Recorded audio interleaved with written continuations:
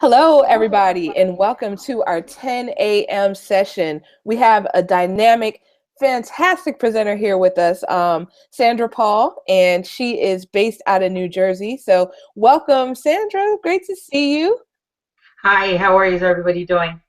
Good, good, good. So glad to have you. So it's with special pleasure that we bring her here because she just shared with us this is her first web conference, but she is like a well-versed presenter. Love learning from Sandra, and I have to tell you, she and Shelly are the first two people that I met in my PLN when I first got connected on Twitter. So this is very, very exciting to see her present with us. So a little bit about Sandy as she pulls up her slides. She's presently a senior instructional technologist at Rutgers University. In the past, she's been a chief technology officer for Sayreville Public Schools. She has 16 years of experience as a director, and prior to that was a computer science business education teacher for 5 years. Sandy is a keynote speaker, presenter, conference organizer, and EdTech advocate.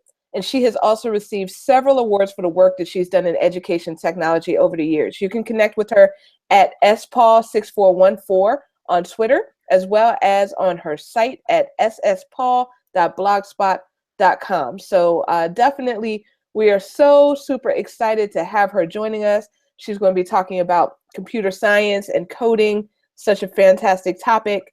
And it's called What Language Do You Speak? Coding for All. So I'm going to go ahead and turn it over to her at this point. Hi, everyone. Yeah, today we're going to talk a little bit about what language do you speak, coding for all. And one of the things is I wanted to share my passion about using coding inside schools and the importance of coding, and I think where school districts should go in the next several years regarding doing computer science and coding in schools. Today we're going to be covering a little bit about the history of coding, computer science in the industry, what President Obama thinks about it, Department of Ed and coding.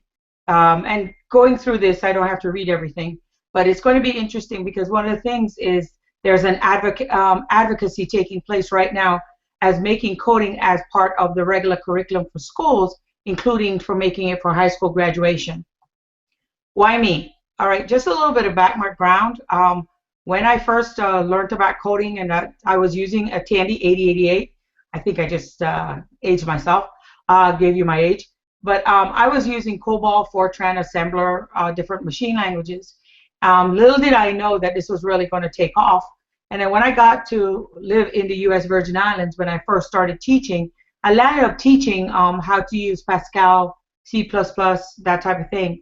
Then I moved and came back from the Virgin Islands and came to Bailey Eller Catholic High School, and I was a computer science teacher. And at that point, I was teaching AP computer science and also teaching, the regular stuff, Microsoft Suite and that type of thing. And one of the things about coding that I thought was really interesting is that many students did not really understand what it meant about coding. It was almost as if when I actually started the class and kids started doing computer science, they didn't realize that it was actually the basis of everything that they're used with technology. And that was one of the things that started me really getting more and more passionate about coding and seeing what the great things kids could do using coding. A little bit about coding. I'm quite sure most of you know about Ada Lovelace and what she was one of the first people that actually thought about using coding and the importance of coding and that type of thing. And Herman Hollerith, which was who came up with the idea of punch cards. One of the reasons why punch cards were used is because they used to watch the weavers being able to set patterns in doing weaving, doing rugs and that type of thing. And they thought it would be great to develop something using this punch card, what you would say, punch card way of doing things in order for coding, and that's how it came. In the 1940s, assembler language came on board. 90% of the time, during all this time, you had to become what is called an engineer or a computer science person who they thought was a geeky person that sat with computer machines, and all they did was just watch flashing lights, and that was the main thing. But compared to coding today, which is completely different and something even kindergartners can do. Then there was a Mark I machine where we did the autocode, which is in 1952, and then Fortran. Fortran, just to get you know, let you know, was primarily for engineers. They used it a lot. I learned it, and that was one of the things that I thought was really interesting, because to me it was more engineering type, more than what I really wanted to do as part of my career when I started actually doing coding more in the 1980s. And then Grace Hopper came on board, and she's actually extremely recognized. She was an admiral in the U.S. Navy, and she was actually doing UNIVAC. She actually came up with COBOL, an RPG, and then in 1964, BASIC, which is actually, I think, BASIC is actually the basis of a lot of our present coding language and what we're doing today, including RPG, including Scratch, all that type of thing. So that's my personal opinion about doing BASIC. And one of the things I wanted to notice is these pictures are showing what those machines used to look like. It used to take up an entire, maybe floor of an office building, or an entire room of an office building, compared to today when we're walking around with our computers actually in our pocket. And if you're not careful, we're slowly going to develop computer chips that we can actually embed in our skin, or wherever, and that we can use and walk around and be using technology at any form and any time. Coding and computer science. One of the things we know is that gaming devices, it is the whole concept behind coding is the basis of how gaming is done. It's the basis for computers and network systems, mobile devices, the Wi-Fi and cellular access, SLR cameras, and also for the World Wide Web.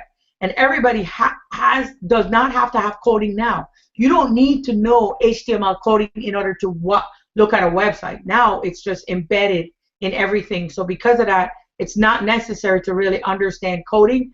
But I think for kids to understand exactly where we're coming from, and for us to improve on the technology that we're doing today, we have to be able to do coding inside schools. Also, talk about cars, our finances, the smart home, communication, the Internet of Things. These are the major things. Today, you can't actually, a lot of times, you would have your car, when we were teaching auto shop in school, you taught about carburetors, you taught about changing oil, you talked about, the electrical system and everything else. Nowadays, if you don't understand how to use the technology for even maintenance of a car, because 90% of the time when that check light comes on, what's happening, the maintenance technician is actually connecting the computer, and the computer is coming back and telling him exactly what's wrong with your car. These are the things that are happening today. I'm quite sure you guys have seen the ads by Samsung where the husband calls his wife and says, "Is there any eggs in the refrigerator?" His wife's busy doing something, and he just connects to his Samsung refrigerator, and he says, "There's, the hen house is full," because he sees that there are eggs filling up in the refrigerator. This is the whole concept of the Internet of Things. Your smart homes. Now we can turn on the lights, turn off the lights whenever we want, turn on your alarm system, turn on your television, control the temperature in your house. I even have a system that actually tells me if there's ever flooding in my basement, where it automatically will send me an alarm and let me know if the basement, if the basement is flooding, that type of thing. And that's where the Internet of Things are going, and it's actually coming into our schools. I actually recently met with someone that was talking about they're putting the internet, putting technology on the refrigeration units located in your cafeterias to let you know whether or not the freezing unit shuts off or turns on, that type of thing. These are the type of things that we are going to be doing in the future and moving even more forward with technology. So that's the reason why I think coding and computer science is really important for students to learn. Just these graphics alone should tell you where we're moving in the next several years. There's going to be more computing jobs right now, coming in, the year 2020 than ever before. So that's the reason why it's so important for kids to understand the basis of using coding and understand the reasoning why we do coding. The whole concept behind logic, being able to look at something and be able to logically understand what it's trying to tell us, be able to pull data, pull information out of just raw data. That type of thing takes the understanding of using coding and being able for what's going to happen in the future in in industry and also in the world. There are different careers in coding. There's cybersecurity, artificial intelligence, hardware engineers, robotics, desktop application, network systems. Actually, right now, from what I understand, Cisco is now teaching, Cisco is now requiring their engineers to understand Python coding language in order to write code for their network systems. So these are just several of the things that are taking place. And the thing about it, these what I've just talked about as careers in coding, these are just some of the careers that are going. Because one of the things we have to realize is that many of the careers we have today did not exist when we were in school, and that the importance of this type of career taking place, it's going to boom in the next several years, because the careers that we're preparing our kids for have not even thought of. So by the year 2020, going back to this this slide, these kids are going to be working in jobs we haven't even thought of. So understanding coding to me is really important for kids to be able to do the upcoming jobs, their upcoming careers, their upcoming family life, just day-to-day living. Being able to understand coding is definitely something that should be done.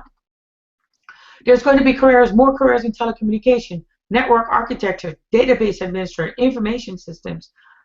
Today we cannot function right now without technology. It is hard for us to do anything right now without technology being used. I just described about just driving around in your car.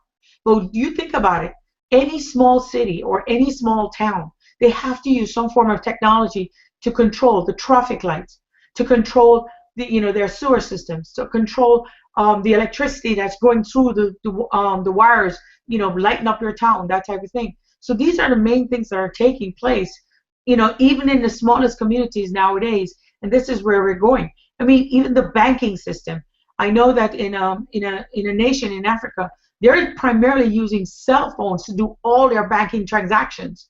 And I'm not talking about that they're doing money transactions. I'm even talking barter transactions. I want to trade in 2 goats for getting up certain amount of bananas. They're doing it using their cell phones, making that kinds of transactions going from place to place. So that's one of the major things that's taking place with technology. President Obama gave this weekly address, and he talks about in the coming years we should build on that progress by offering every student hands-on computer science and math classes that make them job ready on day one. And I totally agree, because one of the things that we do realize is that the importance of preparing our students for the coming future, and this is where we're moving forward to. The future of technology is artificial intelligence, Internet of Things, the simulation and gaming, 3D imaging, AR and VR. I don't know if you guys know, AR is augmented reality, VR is virtual reality. This is what's happening in the coming years, and we have to use digital use divide. We have to prepare every kid. This is not something like those who have and those who have not. This is not a part of that. This is where every student needs to have the ability to use technology in order to be prepared for the future. And that's the reason why we need to make sure that also we not only we don't have passive classrooms. We have to have engaging classrooms, active classrooms, where kids are learning how to do all these different things inside their classrooms. And that's the future that we're doing. One of the things we have to realize is that many of our students today may not work in the United States, or be working in a country that already has technology. Our kids could be working anywhere throughout the world and be engineers, be actually bank managers, to be doing professional work anywhere in the world. And that's one of the things we have to look at, is that the importance of understanding where we're going in the future. And I think coding is going to be essential for part of that. This actually happens to be kids actually in one of our elementary buildings learning about coding of one of the schools that I was at recently. And as you can see, he's really engaged in what he's doing, writing code. And yes, he's got a whole bunch of little graphic arts there, but he's writing codes to get it to do different things on the computer. And this is elementary. There was he's using Scratch, and this was not something that you could do years ago. But today we have developed to the point where every child has the ability to do some form of coding, right? Even using this, these are kindergartners, and what you're seeing sitting in front of computers, and we're teaching them in this class how to do coding. One of the funniest things about it is that every kid has to understand how to type in their own password, username and password in order to get onto the computer. And we start teaching the kindergartners that there is a magic code that opens every single service, web service for our school district. And because of that, the kids memorize these codes. And this is what we're teaching them in this. And this helps them to get onto the computer. It also lets them understand the importance of a password and the importance of a username. And because here in New Jersey, we do the PARC, it also prepares them for being able to type in their code when they have to do the PARC testing. On the right hand, my right, maybe your left, one of the things you will see is the kids actually, this is a 4th grade technology teacher teaching kids about Minecraft and using hour of code about creating Minecraft games and that type of thing. So as you can see, it can be done all in any elementary level. These are just some of the things you can use for coding. Codable, the Foos, Lightbot, Run Mario Run. These are just some of some. You notice I said some, because there are so many things out there that kids can use online in order to teach them how to do coding, how to have that thinking process of processing, how to use logic and understand that one step leads to another step leads to another step. One of the things we did back into this kindergarten class, we actually, before they sat at the computers, one of the things we did was talk to them about what is an algorithm and explain to them what steps would you take to make a peanut butter sandwich. It was interesting because the things the kids don't realize that are important. You have to open the peanut butter jar. If you don't open the peanut butter jar, you can't get the peanut butter out of it in order to put it on a sandwich. The importance of actually using a utensil, a knife, whatever it is, to spread the peanut butter on one side of the bread. Those are all parts of the steps of teaching them what is an algorithm and the importance of coding. And these are sort of some of the things that we actually use in an elementary school to teach students how to do coding. In the coding in the middle school and in high school, what you're seeing here is an assignment that a high school computer science teacher gave our students. They had to come up with a game. And what she did, she taught the students how to do Scratch, but told them they could choose any language they wanted. She gave them a rubric of exactly what was expected. And this is actually a program that the kids were writing, a game that kids were writing. They were writing in RPG Maker, which, just to let you know, she never taught them. They're teaching themselves how to do this coding, and they're actually writing this game.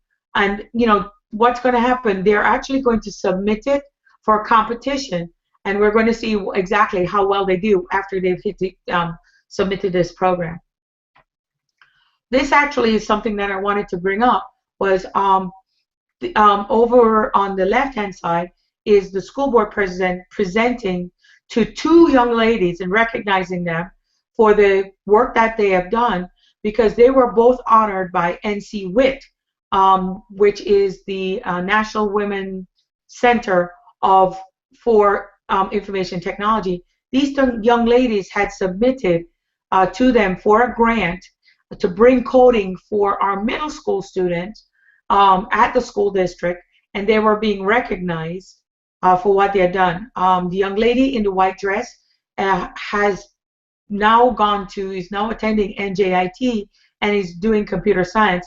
The young lady with the black top, she is actually a junior, now a senior. She's entering as a senior this next week, and she actually won the grant and was able to do that camp for our students. The picture on the right-hand side that you're seeing is another high school student that created an actual bullying game. He was writing this code, writing a game for bullying. So besides the competition that the computer science teacher was talking about, I told her, I said, let's submit it to PSA, or any of those organizations that may be looking for things that have to deal with bullying and in their classroom or bullying in schools and that type of thing. It was interesting because It had to do with the different obstacles this person who is in the game had to overcome just to try and get to the bathroom. It sounds really fun, but a lot of kids would find it fun to play. This was actually a picture of the camp. These are our high school students, female, girl students, actually teaching our middle school girl students coding during the summer. And this was the coding camp. They came for a week, and they were given T-shirts, they were given lunch, but it's an actual grant that school, students can apply for, high school students can apply for, in order to propagate the whole concept of using coding in your school district and using coding. One of the things I also had, here are some resources that you can use for coding in your middle school or in your high school. You can do coding for your Sphero, GameStar Mechanic, Minecraft EDU. It was funny because one of the things how we landed up getting Minecraft in our school district was a group of four, I think it was four fourth graders came in and presented to their principals, not high school, their elementary principal and myself, of why they needed a Minecraft club after school. And it was interesting because one young man actually dressed in a suit and a tie to present the entire presentation, and the four young men were very convincing. So we started a Minecraft club after school. We first started with one group of students with maybe 24 kids, because the lab had over 30 computers. And from what I understand, it has progressed to, we actually have 6 group of kids that are actually doing Minecraft. We actually have 3 teachers that are moderating the Minecraft club after school in this elementary school. But these are just some of the things that can be done with using, coding inside your school. And I'm just letting you know, most of these are free. That's always my favorite thing. If it's free, let's do it. So that's one of the things I find that's great for kids. Okay, and then you can do coding across the curriculum. You can use Python in math class. You can use a coding for poetry unit. For social studying, using coding to create graphs for research papers, right? You can do explore animation projects, the life cycle of a butterfly, for STEM classes. So coding just does not only have to be in computer science class. I know coding right now is being taught a lot in, like, say, for instance, when kids go to the media center, or for library and that type of thing. But coding can be done in any actual course. So because of that, these are just some of the things in order to give you ideas of what you could use in your class. Just one of the things regarding these resources I'm putting, there are also links. Sandra, we're going to wrap up in 2 minutes. Not a problem. So these are all links, and these are links that you could actually go to and be able to use in your class. Okay, like I said, coding can be done across the curriculum for any subject area that you want to use it for. Okay, now here's one of the things that always says, coding should computer science as math, or should it be also classified as a foreign language? People have, to me personally, as long as coding gets in there, I don't care which way you want to, look at it. But either as math or as a foreign language, coding, I think, is very vital for us to use in school. Even as a high school requirement, that is a question for your school district or your school to make that decision, but it's totally up to you. Okay, I was going to show this video. I'm quite sure you guys have seen it. It's on YouTube, but I will actually have the link on my presentation so you can take a look at it. And I just want to thank you very much for being a part of this presentation, and I appreciate you guys listening to me. Thank you so much, Sandra. We're going to try in the next minute to do 2 questions that we have. The first one is from Rachel Pearson. She says, many specialists or technology teachers have teach coding in their classes, but how can we encourage classroom teachers to integrate coding into regular lessons? Okay. What I would suggest is that just show them a lesson that can be done. For instance, you could model what you could do inside the classroom, which is what I've done before about how to use coding. That's something that you could do. You could also, if anything, you could also, you know, model it, or what you could do also, which is what something else that I actually implemented from where I came, had the librarian go inside the classroom or take the lesson from the classroom and bring it into the library. And what they did an entire coding lesson regarding butterflies, you know, using the code, but it was actually a science lesson. So that's how it worked. And we have one last one, which is by Jay Sagar, or Jai Sagar, and he says the young learners studying coding at his place are just used to copying and pasting from the internet, that they never understand this act will help them. And he says simple HTML coding, sometimes the students just copy the HTML from different websites. So how should a teacher overcome this instead of them just copying and pasting from, I guess, the program language and stuff? Teach them what the concept of an algorithm is and show them the steps, even if it means like, and I'm going to just date myself talking about flowcharts. If you, I'm quite some of you have know about flowcharts. I still use them. It helps me to logically think through issues. But even using something like a flowchart gives you the ability to actually show them a processing. Copying and pasting code does not show them processing, and that's the whole thing behind it. There's a logical process. If you go, it's like, say for instance, when we taught the kindergartners how to make a peanut butter sandwich, everybody was talking about, oh, you take the peanut butter, put the peanut butter on the bread, and a teacher stopped and said, how? And she actually had the peanut butter jar in her hand, and she says, how am I putting the peanut on the bread? And she actually held the slice of bread and had the closed peanut butter jar saying like this, like this, like this, and showing, and then the kids, the kindergarten kids had to tell her, sure enough, it became an uproar. No, yes, no, but that's how we actually taught our kids to logically do the processing. And that's how we did it. I don't know if that helps. Well, thank you so much, Sandra, for your awesome presentation. You can go to the chat box and see the tons and tons of great comments and stuff. Sandra's going to go back to her page and she'll share some of the resources, and including her slides there. She'll put a link and also answer any more questions that recently came on while we go to the next one. So thank you, Sandra. You were awesome. Thanks, everyone. I think that for first time, you just blew us away. So thank you so much. Thank you. Take care, everybody.